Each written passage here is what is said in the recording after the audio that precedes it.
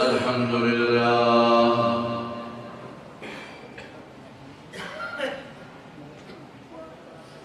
الحمد لله وكفى وسلام على عباده الذين اصطفى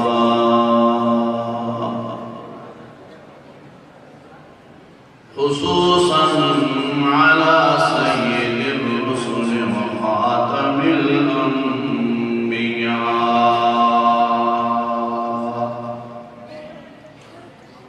وعلى آله وصحبه نجوم الهدى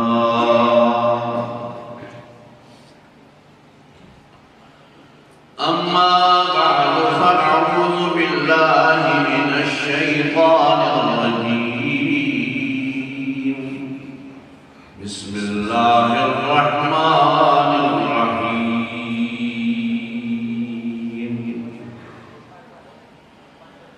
إنا نحن نزلنا الذكر وإنا له لحافظون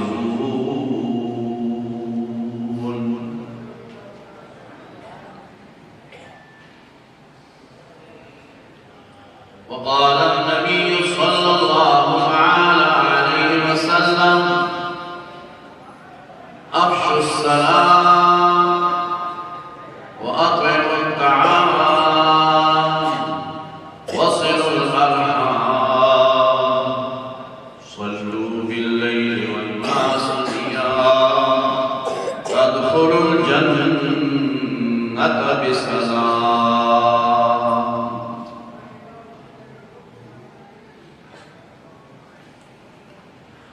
يا رب صل وسلم دائما أبدا على حبيبك على نبيك على رسولك خير الخلق كلهم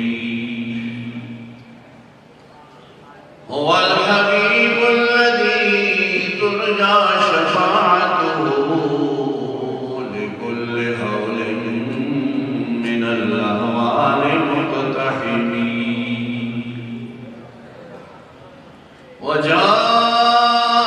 وجاءت لدعوته الأشجار ساجدة تمشي إليه على ساق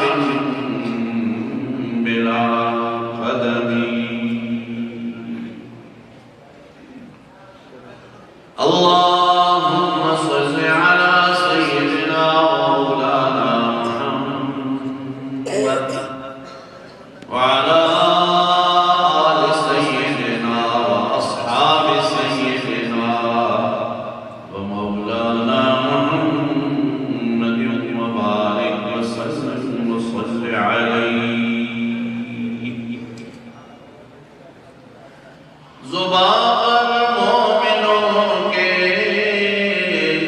جب بھی ذکر تاجدار آئے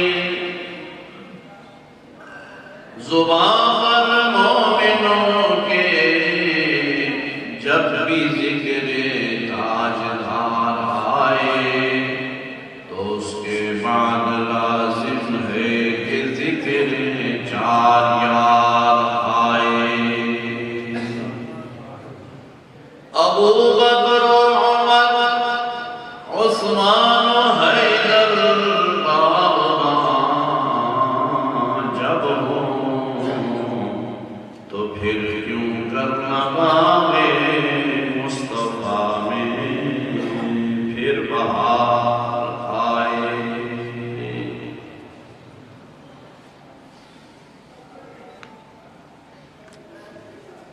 بھائی اس کا ایکو بند کرتا حضرات علماء کرام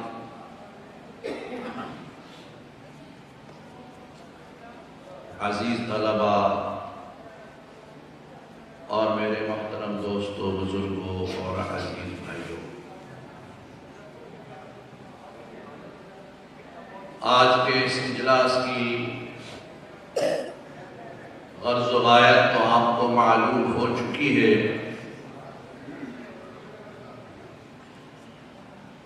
کچھ خوش قسمت سعادت مند بچوں نے اللہ کے کلام کو اپنے سینے میں محفوظ کیا ہے، ان کی دستار بندی ہوگی، اور کچھ سعادت مند خوش قسمت طلباء نے اصح الکتب بعد کتاب اللہ بخاری شریف کی تکمیل کی ہے۔ اسی سلسلے میں یہ اجتماع منعقد ہوا ہے۔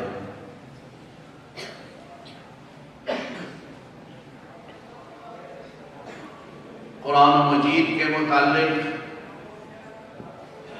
اور سرکار دو عالم صلی اللہ علیہ وسلم کے ارشاد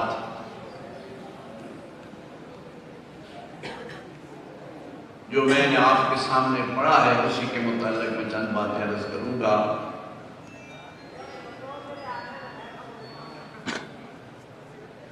قرآن مجید تو اللہ تعالیٰ کا کلام ہے، اور اللہ نے اس کی حفاظت کا ذمہ خود اٹھایا ہے۔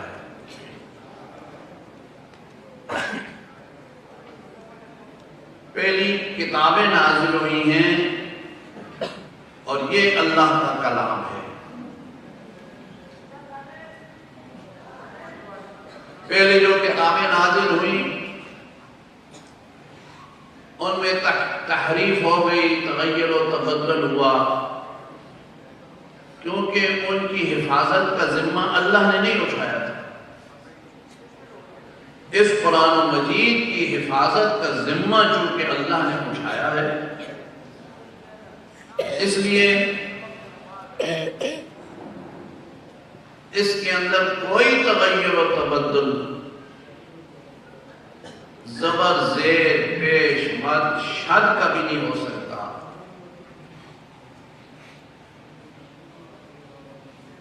سرکار دو عالم جناب محمد الرسول اللہ صلی اللہ تعالی علیہ وسلم سے لے کر کے آج تک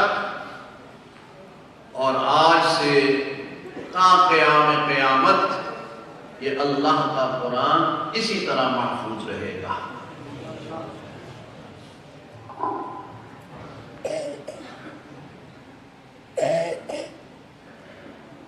ہر چیز کی حفاظت کے دو طریقے ہوتے ہیں۔ ایک طریقہ یہ ہوتا ہے بھائی کہ اس کو خود اتنا مضبوط بنا لو کہ کوئی اس کو چرا نہ سکے، اٹھا نہ سکے، اور ایک طریقہ یہ ہے کہ وہ خود وہ چیز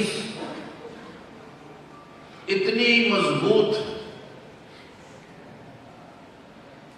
اتنی پکی نہیں، اس کی چوری کا، اس کے لے جانے کا خطرہ ہے، مگر اس کی حفاظت کے لیے اس کے ارد گرد چوکیدار، کمانڈوز، فوج، سپاہ کھڑی کر دی جاتی ہے تاکہ اس کو کوئی چرا نہ سکے۔ خود وہ چیز اتنی مضبوط ہو کہ اس کو کوئی نہ لے جا سکے۔ جیسے اس مسجد کو دیکھ لو بھائی، ماشاءاللہ بہت خوبصورت مسجد ہے، یہاں سے غرگشتی قصبے میں ماشاءاللہ میں مسجد دیکھ کے بڑا خوش ہوا۔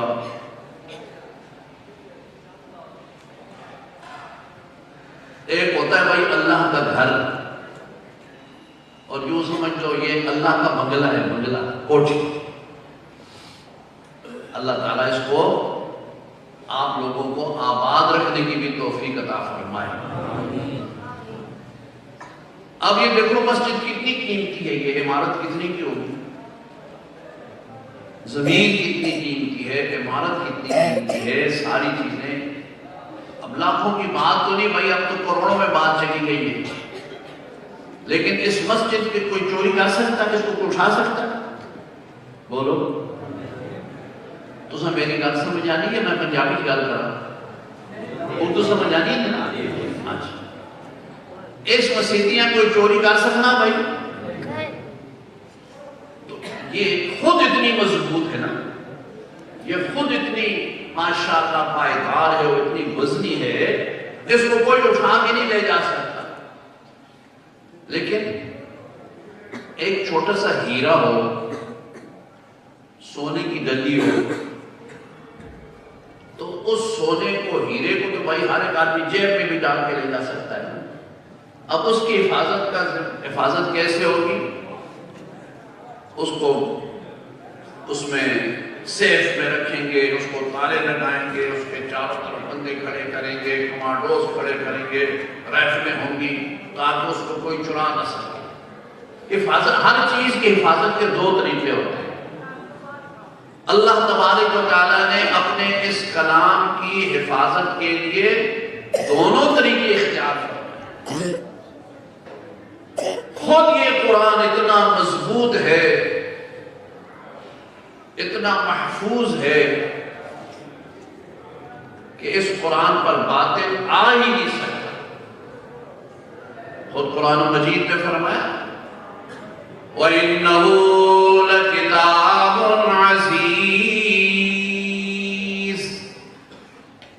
لَا يَأْتِيهِ الْبَاطِلُ مِنْ بَيْنِ يَدَيْهِ وَلَا مِنْ خَلْفِهِ تَنزِيلٌ مِنْ حَكِيمٍ حَمِيدٍ۔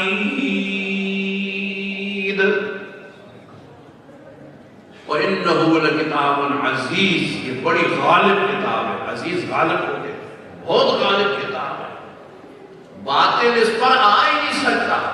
باطل کی جرأت نہیں ہے کہ کتاب اللہ پر حملہ کرے۔ چنانچہ دیکھ لو 1450 سال سے لے کے آج تک کتنے حملے ہوئے، کتنے لوگوں نے کیا کیا چیزیں بنائیں۔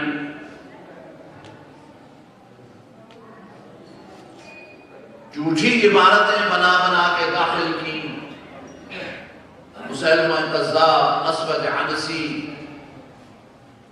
اب یہ قریب میں ہمارے گزرا مرزا غلام قادیانی، دجال، کافر، اس نے بھی بہت کچھ بنایا، لیکن کسی کی بات نہ چل سکی۔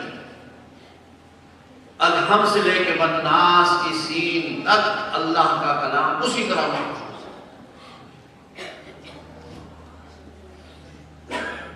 اور پھر اس کی حفاظت کے لیے اللہ نے ایسے لوگوں کو پیدا فرما دیا جنہوں نے قرآن مجید کے حروف کی بھی حفاظت کی، الفاظ کی بھی حفاظت کی، اس کے لہجے کی بھی حفاظت کی، رسم الخط کی بھی حفاظت کی۔ قرآن کا رسم الخط بھی نہیں بدل سکتا۔ علماء حفاظ سمجھتے ہیں 23 سے بارے میں ایک جگہ آتا ہے وَتَرَكْنَا عَلَيْهِ فِي الْآخِرِينَ سَلَامٌ عَلَىٰ اِلْيَاسِينَ۔ یہ جس طرح الیاسین لکھا ہوا ہے نا، یہ اسی طرح لکھا جائے گا، اس کو ملا کے نہیں لکھیں۔ اور بھی بہت ساری مثالیں ہیں، رسم الخط کی بھی حفاظت کی، نقطوں کی حفاظت کی، زبر زیر کی حفاظت کی، اللہ نے حفاظت کی۔ اور ایسے رجال اللہ نے پیدا فرمائے، ایسے علماء آئے، اور ہر میدان میں، ہر مقام پر اس قرآن مجید کے جو مخالفین تھے ان کو حق والوں نے شکست دی، اور قرآن مجید کی حفاظت کا ذمہ اللہ نے چونکہ خود اٹھایا، اس کو پورا فرمایا۔ انگریز کا دور تھا، شاہ عبدالعزیز محدث دہلوی رحمۃ اللہ تعالی علیہ، ان کے دور میں ایک عجیب واقعہ ہوا۔ جب انگریز اس ملک میں آیا نا 1857 کی جنگ آزادی کے بعد، تو پورے طور پر اس نے قبضہ کر لیا تھا۔ انگریز غاصب تھا، ظالم تھا، 7 سمندر پار سے آیا تھا، اس ملک کو لوٹا۔ اس کے ساتھ ساتھ یہ چونکہ بڑا عیار تھا، اس لیے اس نے یہ بھی کوشش کی کہ یہاں کے مسلمانوں کو عیسائی بنا لے۔ اس کے لیے وہ پادریوں کو لاتا تھا، پادریوں، انگلستان سے پادری آیا کرتے تھے عیسائی، اور وہ باقاعدہ اردو سیکھتے تھے، عربی سیکھتے تھے، ہماری کتابیں پڑھتے تھے، ہمارے علماء کے ساتھ وہ مناظرے کیا کرتے تھے۔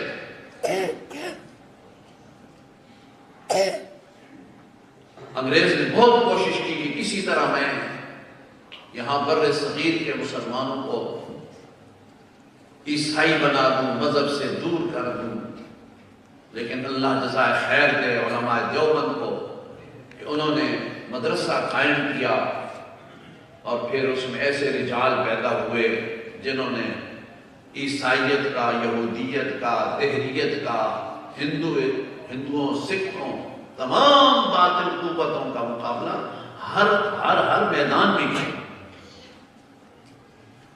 حضرت نانوتوی رحمۃ اللہ تعالی علیہ کا مشہور مناظرہ ہے میلا خدا شناسی۔ ہندوؤں کی طرف بہت بڑا پنڈت آیا تھا، بہت، اور حضرت نانوتوی رحمۃ اللہ تعالی علیہ ظاہری طور پر نحیف النظر، کمزور بدن تھا، وہ بڑے لڑی مشکین نہیں تھے، کمزور تھے۔ اس ہندو کے ساتھ مناظرہ ہوا، اس نے باتیں کی، وہ لمبی بات ہے، اس طرف نہیں جاتا۔ جب اس کو ہر میدان میں علمی طور پر شکست دی، تو پھر حضرت نانوتوی رحمۃ اللہ علیہ نے آگے بڑھ کے ایک اور بات ارشاد فرمائی۔ آپ نے فرمایا تم جس رنگ میں بھی میرے مقابلے میں آؤ، میں اسلام کی اور دین کی حقانیت کے لیے ہر میدان میں تیرے ساتھ مقابلہ کروں گا، جس رنگ میں بھی۔ تو خیر وہ تو خائب و خاسر ہو گیا۔ بعد میں ساتھیوں نے عرض کیا حضرت نانوتوی رحمۃ اللہ علیہ سے کہ حضرت آپ کے اس چیلنج سے ہم کو ڈر گئے تھے۔ فرمایا کیوں؟ کہ حضرت اگر اس ظالم نے آپ کو کھانے کا کہہ دیا کہ آؤ میرے ساتھ کھانا کھاؤ، تو پھر کیا ہوتا؟ آپ تو تھوڑی سی روٹی کھاتے ہیں، وہ تو اتنا بڑا جو ہے، جو سڑا۔ تو آپ تو دیکھو علم ہوتا ہے نا۔ حضرت نانوتوی رحمۃ اللہ تعالیٰ نے فرمایا بھائی بات یہ ہے، ہمیشہ مناظرہ، مجادلہ، مقابلہ کمال میں ہوتا ہے، اور کمال کم کھانا ہے، زیادہ کھانا کمال نہیں ہے۔ سمجھو کہ نہیں سمجھو؟ وہ کو سمجھو کہ نہیں سمجھو؟ گوشتی والوں کو گوشت ہو پوشے کہ نہ پوشے، پشتو شروع کرتے ماں پشتو بھی آنی، ساری تو نہیں آنی، پر میں گھر بڑکاری گندہ کوئی بھی کچھ۔ وہ کچھ سمجھ رہے میری بات سمجھ رہے۔ جب انہیں نے اس کی وہ جو ہے نا ایکو اس کو بند کر دیا ہے، کیونکہ ناخان اور یہ ان کا تو چل جاتا ہے ایکو، ہماری پھر بات سمجھ نہیں آتی، کیونکہ پھر اس میں یہ ہوتا ہے یہی ہوتا رہتا ہے بعد میں نا، تو سمجھ نہیں آتی کہ اکثر لوگوں کو بیچاروں کو پتہ نہیں چلتا کہ کہنے والا کیا کہتا ہے۔ اس لیے میں ایکو بند کرا دیتا ہوں تاکہ آپ تسلی سے بات سنیں اور سمجھیں، کیونکہ بات اگر بھائی ذہن کے اوپر سے گزر جائے اس کا کوئی فائدہ نہیں، نہ آپ کے یہاں بیٹھنے کا فائدہ ہے، نہ ہمارے بولنے کا فائدہ ہے، کہ سمجھے کوئی کہیں تو فائدہ کیا ہو۔ تو وہی سمجھ آ رہی ہے کہ نہیں آ رہی؟ آ رہی ہے، ماشاءاللہ۔ حضرت نانوتوی رحمۃ اللہ نے فرمایا کمال نہ کھانے میں ہے، کھانے میں زیادہ کھانے میں کمال نہیں ہے۔ اگر وہ مجھے زیادہ کھانے کا کہتا میں اس کے ساتھ سامنے ہاتھی باندھ دیتا، کھا ہاتھی جتنا کھانا تو بھی کھا۔ بھائی زیادہ کھانا ہی اگر ہے تو کھاؤ، ہاتھی کے ساتھ مقابلہ کرو۔ میں ہاتھی کو باندھ دیتا کھا، ہاتھی کتنے گنے کھانا، کتنی چیزیں کھانا، ہاتھوں بھی کھا۔ کمال یہ ہے کہ کم کھانا ہے، کم، میں اس کو اس میں بھی چیلنج دیتا ہوں. سبحان اللہ. پھر اہل اللہ کی اولیاء اللہ کی اپنی شان ہوتی ہے. یہ بھی یاد رکھو ہمارے اکابرین علماء دیوبند سارے اولیاء اللہ تھے، عالم بھی تھے، اولیاء اللہ بھی تھے. اور یہ بھی یاد رکھو عالم اللہ کا ولی ہوتا ہے اور اللہ کا سچا ولی عالم ہوتا ہے. یہ کبھی ہو نہیں سکتا کہ عالم ہو اور اللہ کو نہ پہچانتا ہو اور ولی ہو اور اس کو اللہ کی معرفت نہ ہو. وہ تو علم سے ہوگی نا بھائی. بے علم نقما خدا را شناخت. بے علم آدمی تو خدا کو بھی نہیں پہچانتا، اس کو کیا پتا ہے اللہ کیا ہے یا اللہ کی شان کیا ہے، اللہ کی توحید کیا ہے، اللہ رب العالمین کی صفات کیا ہیں، معرفت کیا ہے. یہ تو کوئی عالم سمجھتا ہے، وہ عالم جو اللہ کا ولی ہوتا ہے. ہمارے تمام اکابر علماء دیوبند جو گزرے نا وہ اولیاء اللہ تھے. حضرت نانوتوی رحمۃ اللہ علیہ نے فرمایا کم کھانے پر اگر بات ہوگی نا، کم کھانے پر، تو میں یہ اس کو کہتا ایک کمرے میں مجھے بند کر دو، ایک کمرے میں اس دیو کو بھی بند کر دو، ہاتھی کو، اور بار پہلا لگا دو. میرے کمرے کے بعد اس کے بندے کھڑے ہو جائیں، اس کے کمرے کے بعد ہمارے بندے کھڑے ہو جاتے ہیں، اور پھر یہ مقابلہ کرتے ہیں کہ بغیر کھائے پیے کون کتنا وقت گزار سکتا ہے. پھر حضرت نانوتوی رحمۃ اللہ علیہ نے فرمایا اللہ کی ذات پر یقین کی بھروسہ کرتے ہوئے توکل علی اللہ، میں 40 دن بغیر کھائے پیے گزار سکتا ہوں اور وہ ایک دن بھی نہ گزار سکتا. تو مقابلہ تو اس میں ہوتا نا. پھر تو ہمارے اکابر نے رحمہ اللہ نے اس دین کو بچانے کے لیے بھائی ہر میدان میں مقابلہ کیا. شاہ عبدالعزیز محدث دہلوی رحمۃ اللہ تعالی علیہ کی خدمت میں ایک شخص آیا اور اس نے کہا حضرت دلی بازار میں چوک میں ایک پادری کھڑا ہے اور اس پادری کے ہاتھ میں قرآن ہے، انجیل ہے، انجیل اپنی کتاب، اور وہ انجیل کو لہرا کر کے کہہ رہا ہے مسلمانوں یہ میرے مذہب کی کتاب ہے انجیل، تم اپنے مذہب کی کتاب لے آؤ قرآن مجید. اور دیکھو یہ لمبی لمبی بحثیں، یہ مناظرے مجادلے جھگڑے، ان کو چھوڑو، سیدھی سیدھی بات کرتے ہیں. سیدھی سیدھی آگ جلاتے ہیں، اس آگ میں تم اپنا قرآن ڈالو، میں اپنی انجیل ڈالتا ہوں. جو سچی ہوگی کتاب کو جلنے سے بچ جائے گی. اگر انجیل جل گئی میں مسلمان ہو جاؤں گا، اور اگر خدا نخواستہ قرآن جل گیا تو ہم ساری عیسائی ہو جانا. ہم مسلمان ہیں تو جذباتی قوم نے پریشان ہو گئے. وہ بندہ دوڑتا دوڑتا ہے شاہ عبدالعزیز محدث دہلوی رحمۃ اللہ علیہ کے پاس. پھر عوام کو علماء کی ضرورت پڑتی ہے. اللہ ہمیں علماء کے ساتھ تعلق قائم رکھنے کی توفیق عطا فرمائے. آپ تو ماشاءاللہ چھچ کا علاقہ ہے، یہ تو ہر گاؤں ہر دیہات الحمدللہ علماء سے پر ہے. ویسے میں عرض کرتا ہوں کہ بھائی علماء کے ساتھ رابطہ رکھنا چاہیے، کیونکہ علماء ہمیں ہمارے دین اسلام کی ہر جگہ پر ہمیں کام آتے ہیں. علماء کام آتے ہیں. جب بھی کوئی فتنہ اٹھتا ہے اس کا مقابلہ علماء ہی کرتے ہیں. عام لوگوں کو ہمیں کو کیا پتہ ہوتا ہے بھائی تو علماء کے کام ہوتے ہیں. وہ شخص حضرت شاہ عبدالعزیز کے پاس آیا اور کہا حضرت وہ انگریز پادری کھڑا ہے اور اس ظالم چیلنج پر چیلنج دے رہا ہے، ہم مسلمان پریشان ہیں، کیا کریں؟ شاہ صاحب فرمایا میں آتا ہوں. شاہ عبدالعزیز رحمۃ اللہ علیہ تشریف لائے. اس سے پوچھا کیوں پادریا کیا بات ہے؟ وہ کہنے لگا شاہ صاحب بڑی مختصر سی بات ہے، کوئی لمبی بات نہیں ہے. آگ جلاؤ، آپ قرآن اس میں ڈالو، میں انجیل ڈالتا ہوں. جو کتاب جلنے سے بچ گئی وہی مذہب سچا. سیدھی سی بات ہے. شاہ صاحب رحمۃ اللہ علیہ سمجھ گئے کہ اس کیا بےمانی کرتا ہے. فرمایا اتقوا فراست المؤمن فانه ينظر بنور اللہ. مومن کی فراست سے ڈرو، یہ اللہ کے نور سے دیکھتا ہے، اس کو روشنی اللہ کی طرف سے عطا ہوتی ہے. شاہ صاحب رحمۃ اللہ علیہ نے فرمایا مجھے ایک بات بتاؤ، تمہیں انجیل سے سچی محبت ہے یا ویسی گپ شپ لگاتے ہو؟ کہ نہیں جی نہیں، میرے مذہب کی کتاب مجھے سچی محبت ہے. فرمایا مجھے بھی قرآن سے سچی محبت ہے. اب دنیا کا کوئی عقل مند انسان یہ برداشت نہیں کر سکتا کہ اس کی محبوب چیز وہ آگ میں جل رہی ہو اور وہ سامنے کھڑا ہو کے تماشا دیکھتا ہو. ایسے کہاں ہوتا ہے بھائی؟ ایسے ہو سکتا ہے؟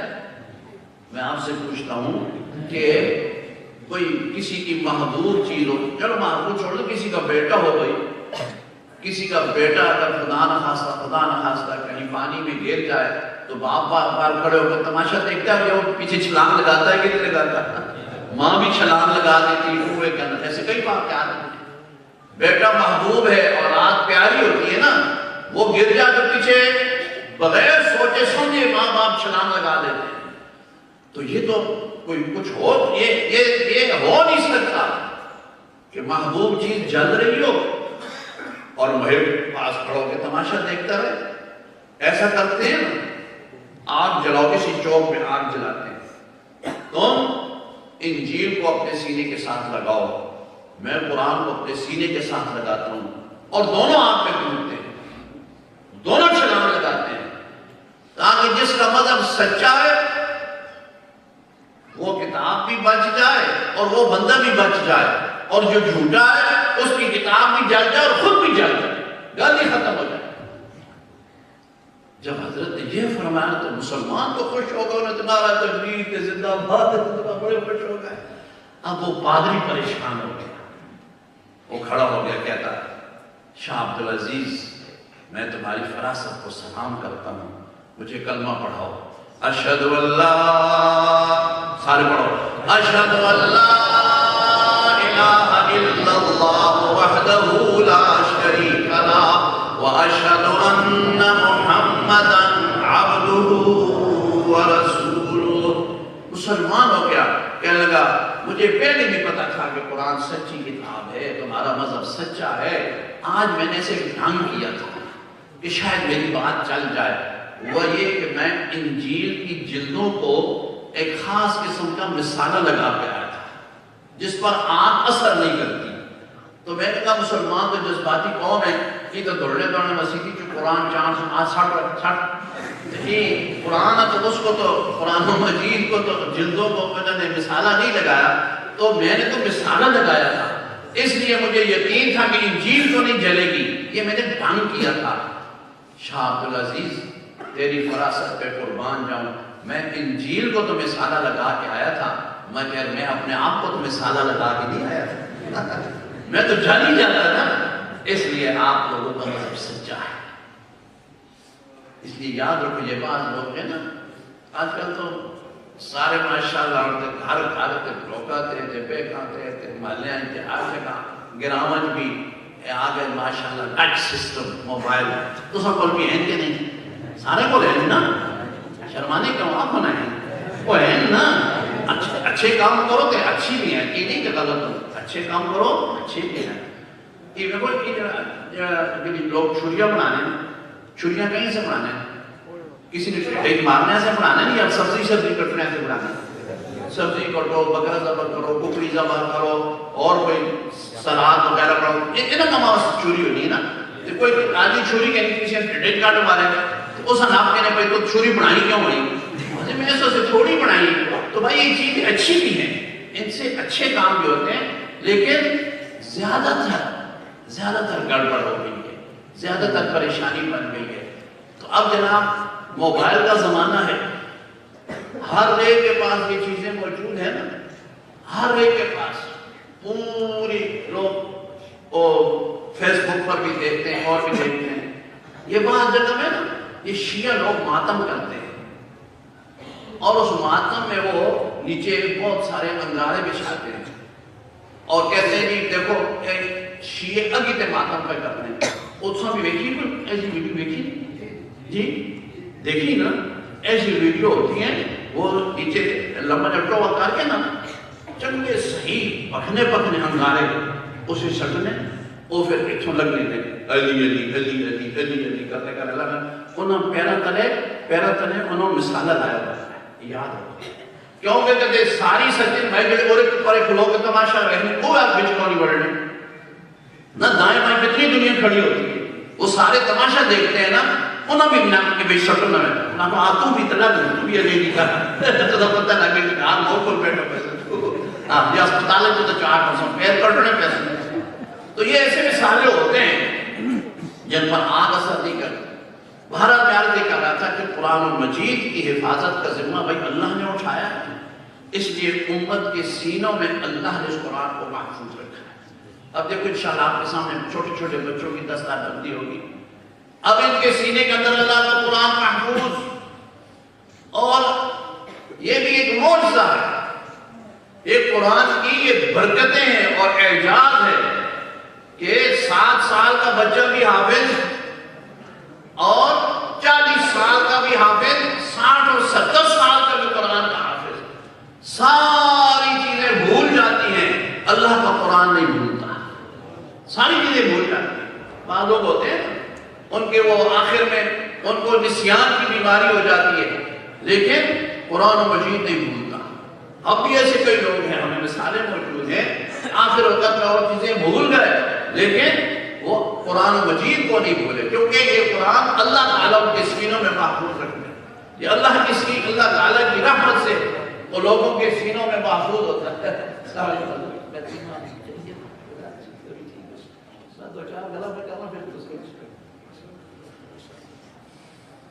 تو یہ بچوں نے جو قرآن مجید ان کے سینوں میں اللہ نے محفوظ کیا. اب دیکھو یہ الماریوں میں قرآن مجید پڑے ہوئے الماریوں میں پڑے ہوئے مدرسوں میں ہیں ہر مسجد میں قرآن مجید ہوتے ہیں. اگر خدا نخواستہ ایسی بات ہو جائے کہ یہ سارے قرآن مجید کوئی اٹھا لے پھر بھی ہمارا ایک چھوٹا سا بچہ ہمارا ایک جوان ہمارا ایک بڈھا آنکھوں والا نہیں تو اندھا نابینا وہ کہہ دے گا کہتا لکھو جی میں لکھاتا ہوں لکھو. وہ پڑھے گا الحم سے لے کے والناس تک پورا قرآن پڑھ دے گا کہ نہیں پڑھ دے گا. اس قرآن کو کوئی مٹا سکتا ہے؟ اسی کو فرمایا اِنَّا نَحْنُ نَزَّلْنَا الذِّكْرَ وَإِنَّا لَهُ لَحَافِظُونَ.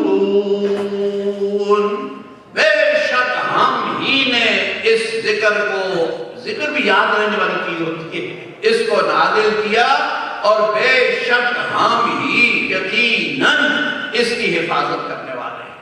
خوش قسمت خوش نصیب ہیں وہ بچے وہ جوان جن کے سینے میں اللہ کا قرآن محفوظ ہوتا ہے. یہ جنہوں نے قرآن یاد کیا نا بھائی ان کو اللہ تعالیٰ قیامت کے دن انعام دیں گے. دنیا میں بھی ہے دنیا میں بھی حقیقی عزت انہی کی ہوتی ہے. بھئی آپ سارا ماشاءاللہ گاؤں کا ماحول ہے قسم کا. میں آپ سے ایک بات پوچھتا ہوں اگر نماز کا وقت آ جائے اور صف کے اندر ڈپٹی کمشنر صاحب بھی ہیں ڈی پی او صاحب بھی ہیں تھانے دار صاحب بھی ہیں منسٹر بھی ہے وزیر اعظم بھی ہے صدر بھی ہے گورنر بھی ہے سارے کھڑے ہو نماز کے صف میں کھڑے ہوں تو صف پہ آگے مصلی پر کون کھڑا ہوتا ہے؟ حافظ قرآن کھڑا ہوتا ہے. اگر کوئی دویا آگے ہو بھی وجہ نا تو پیچھے کنائی نماز نہیں پڑھنے اور سنتا بھی نیت بھی اس کی نہ کر کیوں سچی نیت تب کریں گے. آگے امام کون ہوگا؟ قرآن کا حافظ ہوگا عالم ہوگا جس کے سینے میں قرآن ہوگا. اس کے پیچھے کھڑے ہو کر کہیں گے پیچھے اس امام صاحب نے اس کے لیے عزت ہے. تو حقیقی عزت اس دنیا کے اندر بھی حاملین قرآن کی ہے اور پھر آگے بھی بھائی انہی کی عزت ہے. قیامت کے دن تو انہی کے مزے ہوں گے. قیامت کے دن تو انہی کو فرمایا جائے گا انہی کے والدین کو سونے اور نورانی تاج پہنایا جائے گا. انہی حفاظ کرام کے لیے قیامت کے دن اللہ تبارک و تعالیٰ فرمائیں گے ایھا القاری اقرا ورتقِ ورتل کما کنت ترتل فی الدنیا. اے قاری قرآن تو قرآن پڑھتا جا. ورتل کما کنت ترتل فی الدنیا, اس طرح ٹھہر ٹھہر کے پڑھ جیسا تو دنیا میں ٹھہر ٹھہر کے پڑھتا تھا. فہو منتہا حیث تنتہی الآیہ, آج تجھے جنت میں وہاں مقام ملے گا جہاں تیری آخری آیت ہوگی. تو یہ جنت کے مقامات ان حفاظ کے لیے ہیں بھائی. تو آخرت کے بھی اور دنیا کے اندر بھی انہی لوگوں کے انہی کے لیے کرامتیں ہیں, برکتیں ہیں, عزتیں ہیں, احترام ہے, حقیقی احترام, حقیقی عزت انہی کی ہے. اور پھر دوسرا جو حدیث شریف ہے بھائی, وہ میں نے حدیث پڑھی تھی, بس مختصر ترجمہ عرض کرتا ہوں. حضرت علامہ شبیر احمد عثمانی دامت برکاتہ تشریف لے آئے ہیں, تفصیلی بیان حضرت کا ہوگا. برکت کے لیے صرف میں اس حدیث کا ترجمہ عرض کرتا ہوں.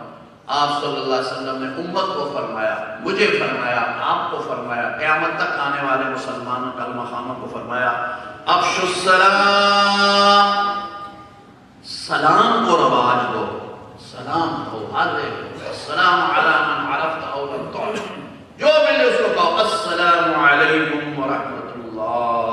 یہ سبق یاد کر لو گے بھائی, یہ سبق ہے, آخری سبق ہے. بس یہ 3-4 باتیں یاد کر لو. ہمارے نبی پاک صلی اللہ علیہ وسلم کے ارشادات ہیں, ہر امتی کو حضور کی کچھ نہ کچھ بات ضرور یاد ہونی چاہیے. پہلی بات فرمائی افشوا السلام, سلام کو رواج دو.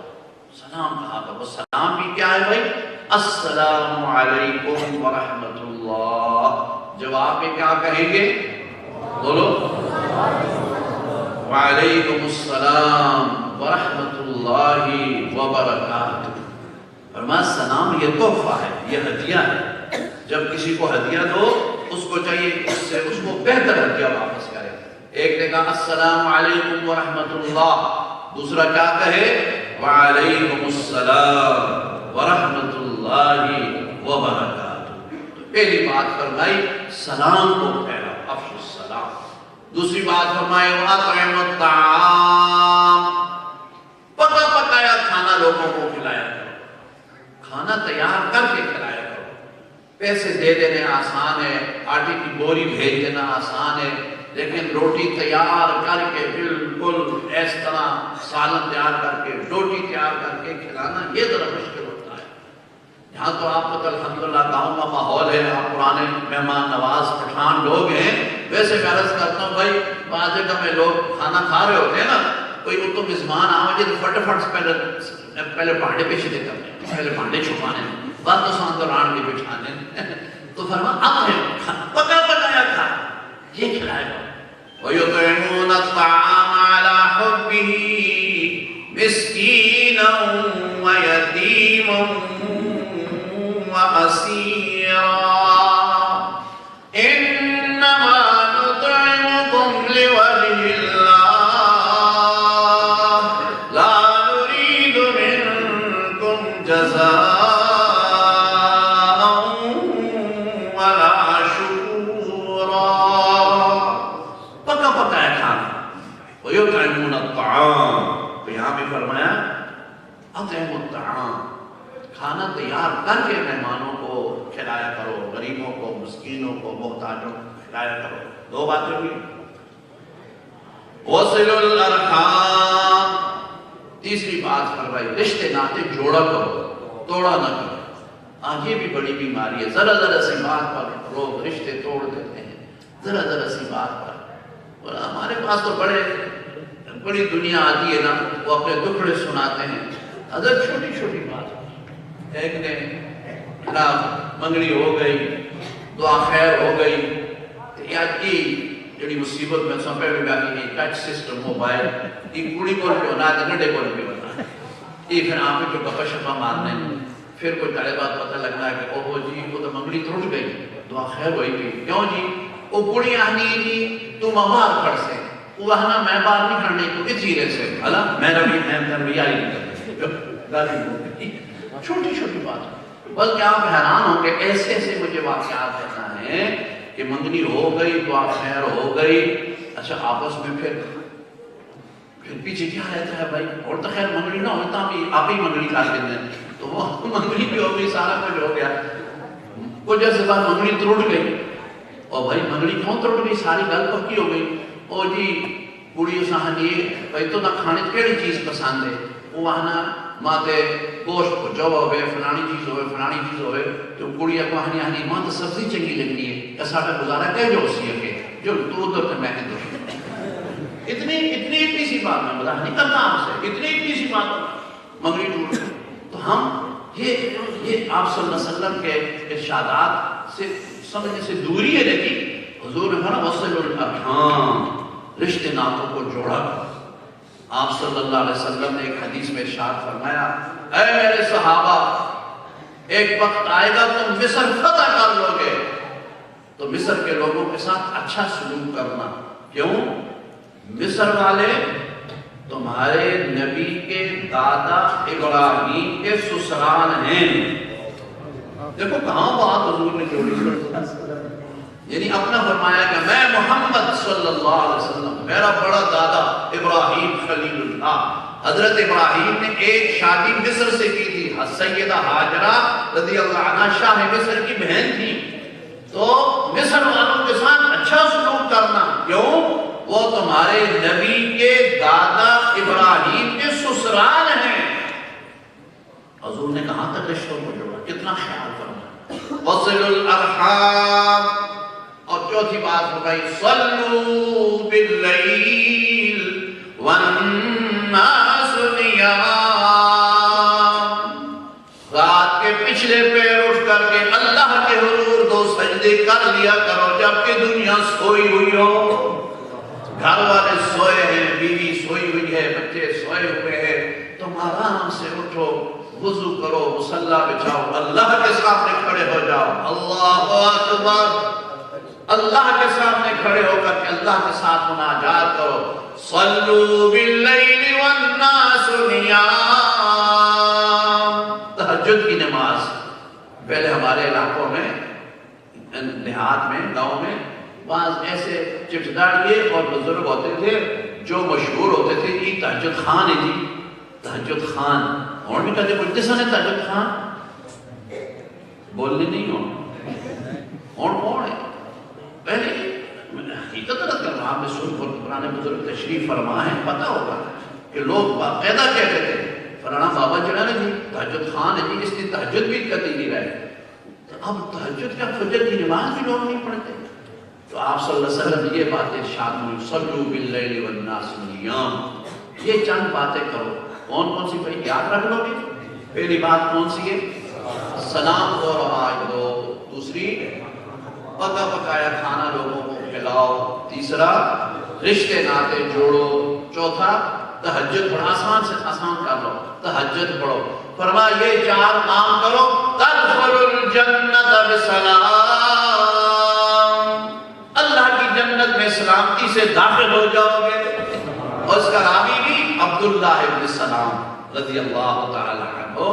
یہ چار باتیں، لیکن یہ یاد رکھو اس کا مطلب ہی نہیں کہ تسی سلام یاری کا سلام بھی کری منجو، روٹیاں بھی کھلائی منجو، تے کدے کدے تہجد بھی 2 رکعتاں پڑھ گے نو، تے نمازاں فرض بھی نہ پڑھو، روزے بھی نہ رکھو. باقی مولوی صاحب 10 35 اللہ کام. یہ بعد کی باتیں. پہلے فرائض سارے پورے کرو، 5 وقت کی نماز پوری طرح پڑھو اور زکوٰۃ بھی ادا کرو. جو فرائض ہیں وہ اپنے پورے کرنے کے بعد، یہ نفلوں میں چیزیں آتی ہیں، اس کے بعد یہ کام جب کرو گے انشاءاللہ آپ صلی اللہ علیہ وسلم کی خوشخبری ہے تدخل الجنت بسلام. جنت میں سلامتی کے ساتھ داخل ہو جائیں گے. حدیث کی مناسبت سے میں نے، چونکہ بخاری شریف کی حدیث کو مکمل ہوئی ہے، اس کی مناسبت سے میں نے ایک حدیث بھی پڑھ لی اور قرآن مجید کی مناسبت سے ایک آیت کا مختصر ترجمہ بھی میں نے عرض کر دیا. اللہ تعالیٰ اس مدرسے کو بہت زیادہ ترقیات نصیب فرمائے. کام کرنے والوں کو، مفتی عبدالستار صاحب اور جتنے کے رفقا ہیں، اللہ تعالیٰ سب کو بہترین جزا نصیب فرمائے. خصوصاً جو مدرسے کے معاونین ہیں، یا اللہ ان کو بھی جزا خیر نصیب فرمائے. وآخر دعوانا ان الحمدللہ رب العالمین.